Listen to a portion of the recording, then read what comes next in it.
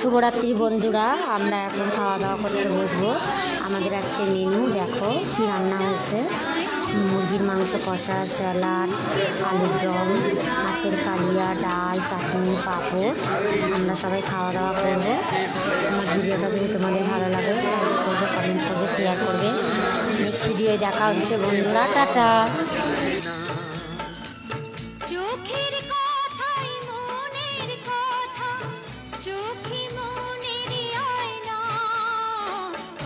কিছু কিছু বুঝে নিতে হয়, সে তো মুখে বলা যায় না, সে তো মুখে বলা যায় না।